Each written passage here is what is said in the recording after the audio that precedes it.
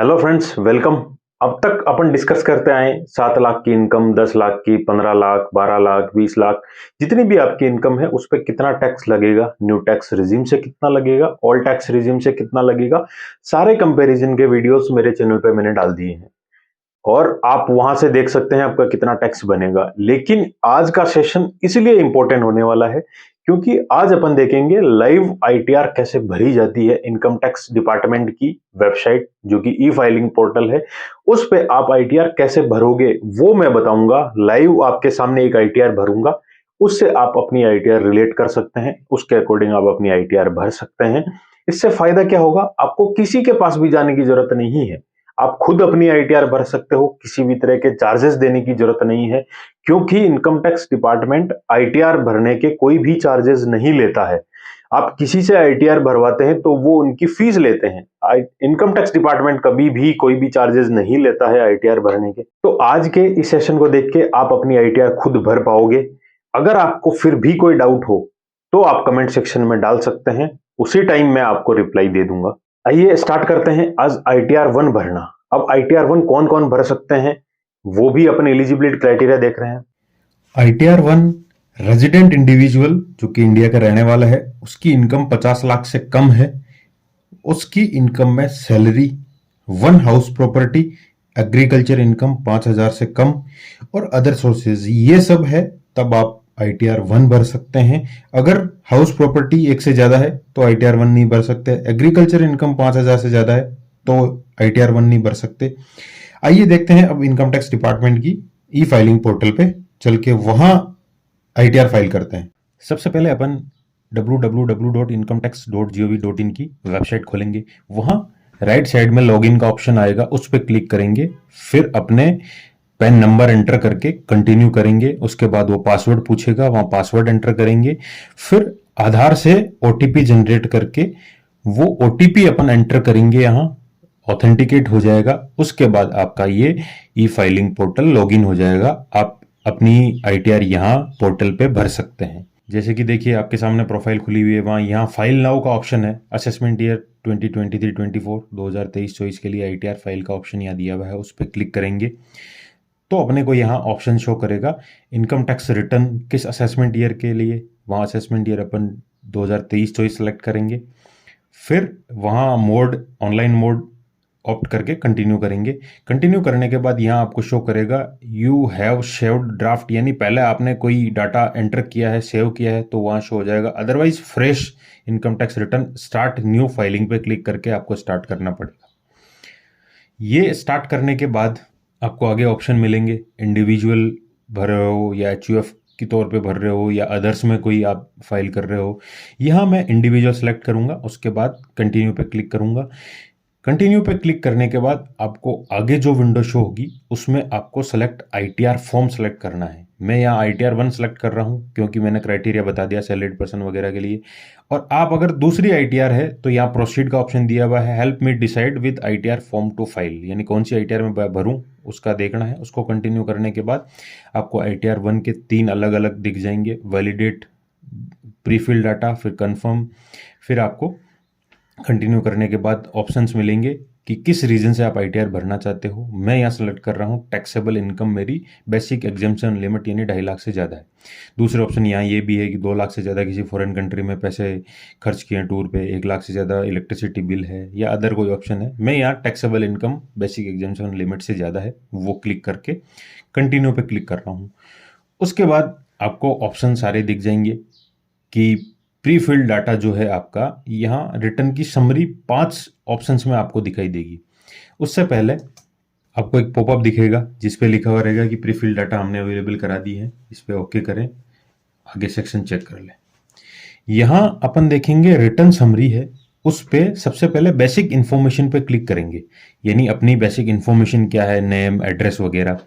Name check कर लीजिए, address check कर लीजिए, contact number, mail ID, nature of employment कौन सा है आपका वो सब चेक कर लीजिए, Aadhaar number, date of birth, सारी आपकी यहाँ डिटेल सही होनी चाहिए। अगर सही नहीं है तो आप एडिट पे क्लिक करके सही कर सकते हैं। फिर फाइलिंग सेक्शन देखेंगे अपन किस सेक्शन में फाइल कर रहे हैं। 139 सब सेक्शन 1 में, क्योंकि ड्यू डेट से पहले भर रहे हैं।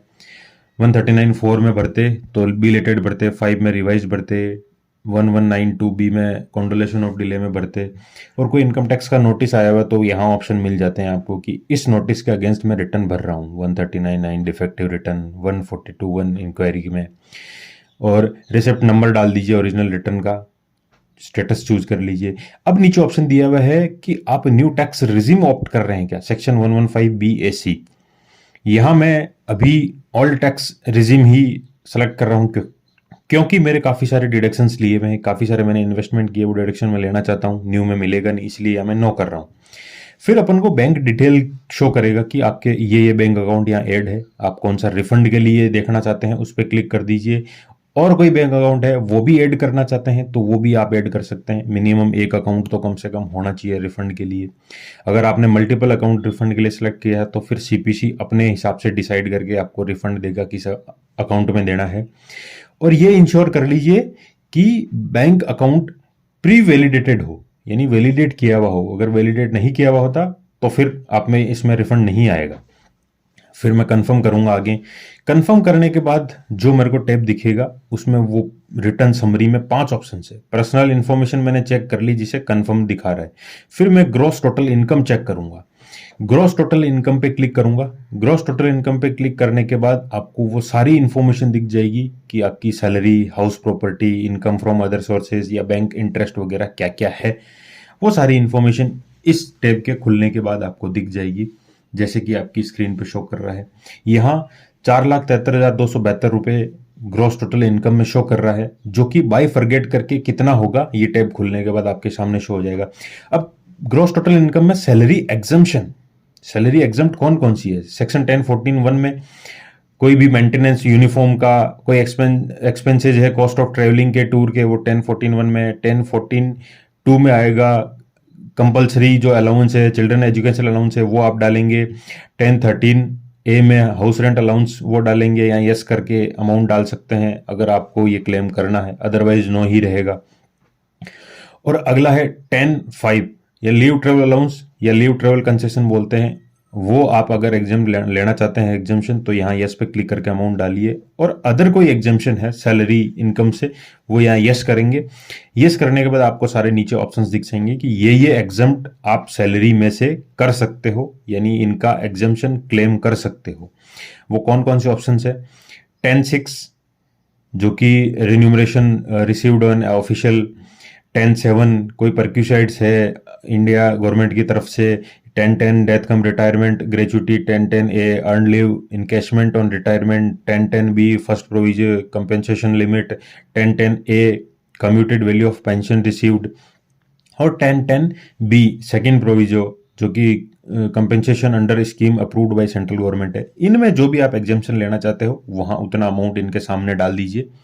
उसके बाद ये अमाउंट सारा कैलकुलेट होके आपके सामने शो करेगा। यहां आप कंटिन्यू क्लिक कर दीजिए। कंटिन्यू क्लिक करने पे ये डाटा सेव भी हो जाएगा और आपको वहां रिफ्लेक्ट भी हो जाएगा कि कौन कौन से एग्जामेशन मैंने क्लेम किए हैं।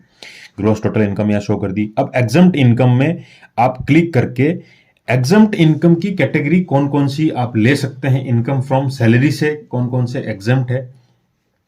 सबसे पहले ऊपर देखिए ग्रॉस सैलरी आपको दिख जाएगी 5,23,273 रुपए, जो कि ये प्री फिल डाटा है, इतनी सैलरी आई भी है।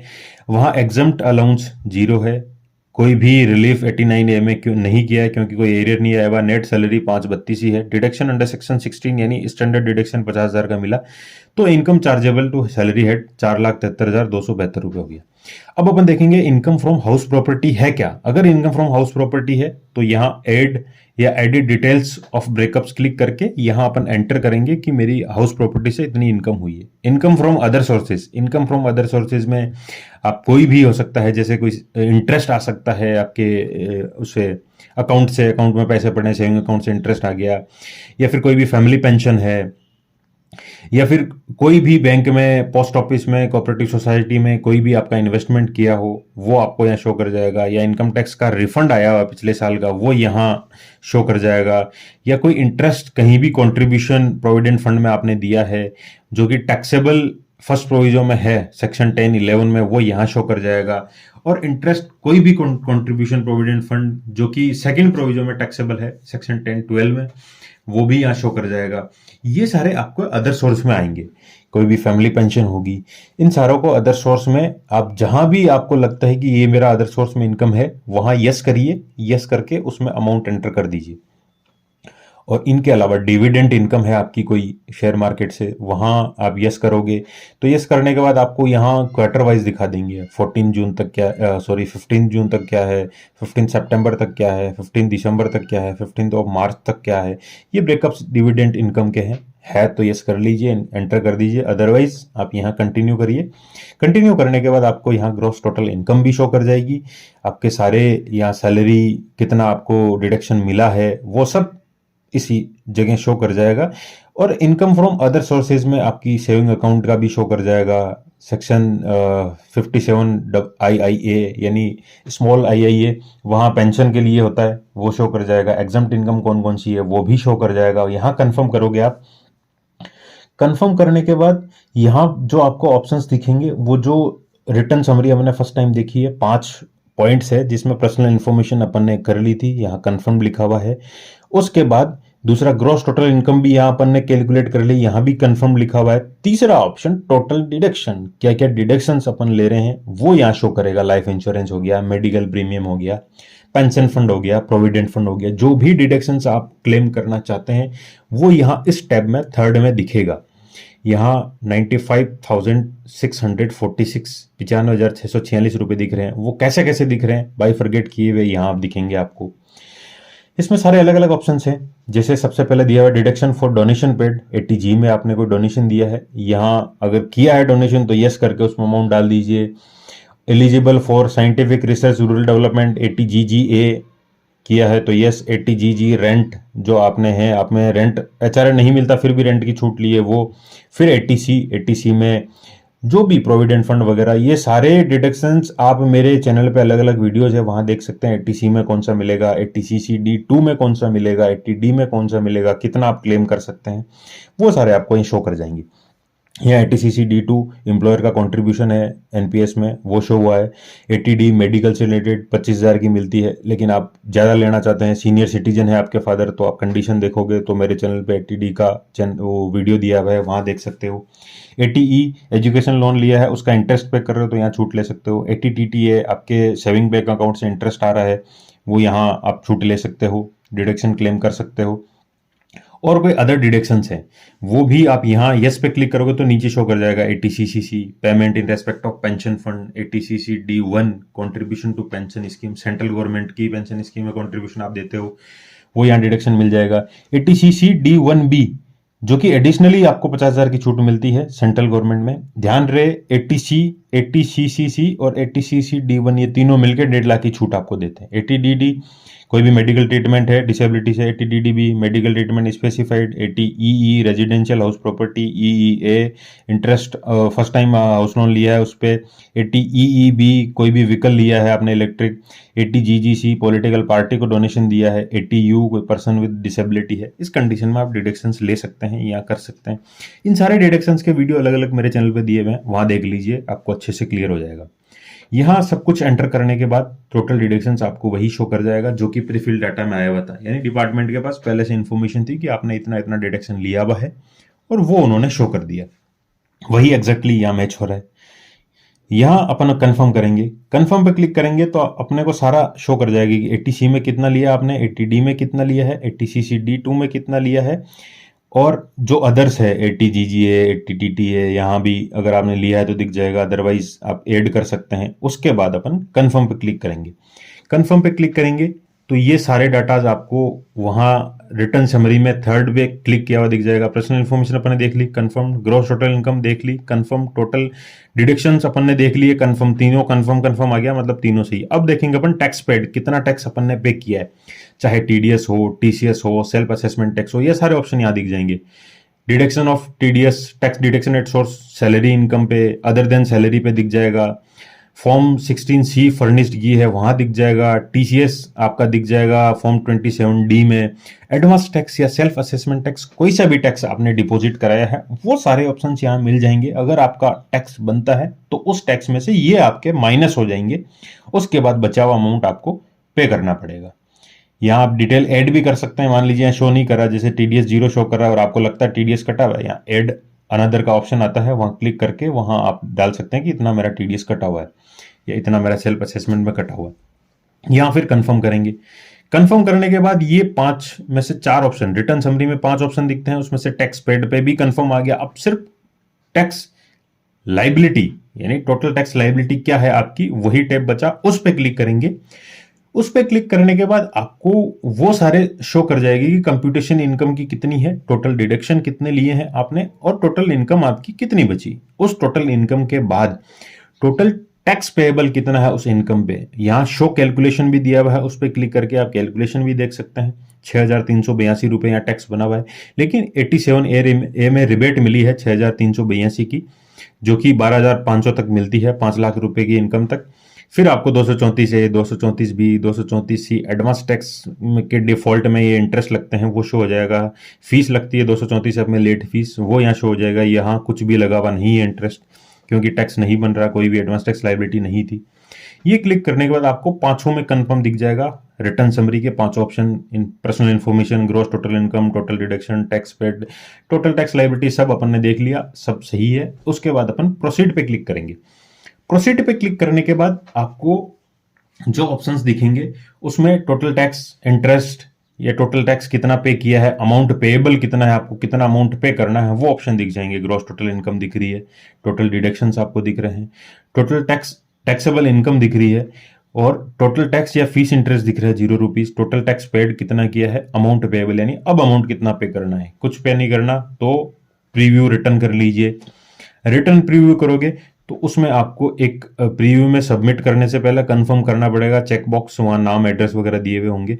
उसके बाद अगर टीआरपी आपने किया है टैक्स रिटर्न प्रिपेयर से तो वहाँ आप डालना पड़ेगा इन्फॉर्मेशन। उसके बाद ये रिटर्न प्रीव्यू देख लीजिए, 139(1) में किया है, सेंट्रल गवर्नमेंट एम्प्लॉय है, यहाँ इनकी सैलरी ये है 5,23,272। उसके बाद डिडक्शन, स्टैंड डिडक्शन 50,000 क्लेम किया है, यह सारी इन्फॉर्मेशन दिख जाएगी। एडवांस टैक्स आपने कोई डिपॉजिट कराया है तो वो भी दिख जाएगा, सारी इन्फॉर्मेशन। ये पूरा प्रीव्यू है। 80C में कितना लिया है, CCC में, CCD में, सारे सेक्शंस जो भी डिडक्शन चैप्टर 6A के हैं। अगर ये चैप्टर 6A के डिडक्शन आपको समझ नहीं आए तो अलग से वीडियो है, डिस्क्रिप्शन में लिंक दिया हुआ है मेरे चैनल पे, वो देख लीजिए कौन सी किसकी कितनी छूट मिलती है, वो आपको सब कंफर्म हो जाएगा। टोटल डिडक्शन यहाँ 95,646 रुपये शो कर रहा है, तो जो टोटल इनकम बची 3,77,630 रुपये। अब यहाँ पे टैक्स कितना बन रहा है, computation of tax payable. Tax payable में यहाँ 6,382 टैक्स बन रहा है, लेकिन इसी की रिबेट मिल जाती है 87A में, 6,382 की मिल गई। अब कोई भी हेल्थ एजुकेशन सेस नहीं है, कोई सेस नहीं लग रहा, कोई रिलीफ नहीं चाहिए, 34A, B, C का कोई इंटरेस्ट नहीं है, लेट फीस नहीं है, सब कुछ जीरो है। यानी टोटल टैक्स पे 0 है, रिफंड भी 0 है, अमाउंट अब आपको भरना है वो भी 0 है, ना तो रिफंड आएगा ना आपको कोई टैक्स भरना है। यहाँ 80D के आपको ऑप्शन दिख जाएंगे, हेल्थ इंश्योरेंस क्या है, प्रिवेंटिव हेल्थ चेकअप जिसकी 5,000 की छूट मिलती है, अगर लिया हुआ है तो वहाँ शो हो जाएगा। सेल्फ या फैमिली इंक्लूडिंग सीनियर सिटीजन है तो 80D की अलग लिमिट होती है। One of the parents is senior citizen, एक सीनियर सिटीजन है या दोनों सीनियर सिटीजन, अलग अलग कंडीशन है, वो आप देख सकते हैं।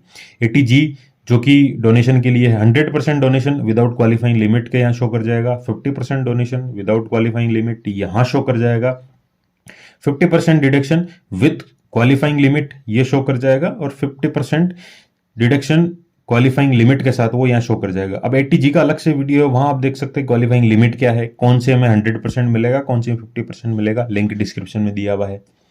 फिर आपको यहाँ शो कर जाएगा बैंक की इंफॉर्मेशन, TDS TCS कटा है सैलरी से, अदर देन सैलरी से, कोई और सोर्सेस से TDS कटा है, वो सारी इंफॉर्मेशन यहाँ आप दिख जाएगी। फिर एक वेरिफिकेशन का आएगा, आपको वेरीफाई करना है कि ये मैं हूँ, मेरे फादर नेम ये पैन नंबर है, वो क्लिक करने के बाद proceed to verification. Validation successful हो गया। फिर वेरिफिकेशन के लिए 3 ऑप्शन है, E-वेरीफाई करो, E-वेरीफाई लेटर कर लो या ITR-V भेज दो। E-वेरीफाई OTP से हो जाता है, या E-वेरीफाई लेटर में आप 30 डेज में कोई भी सबमिट करवा सकते हैं, या आप रिटर्न अभी ITR-V भर के उसको CPC में देना चाहते हैं, वहां आप रिटर्न प्रोसेस करवाना चाहते हैं तो वहां आपको शो कर जाएगा।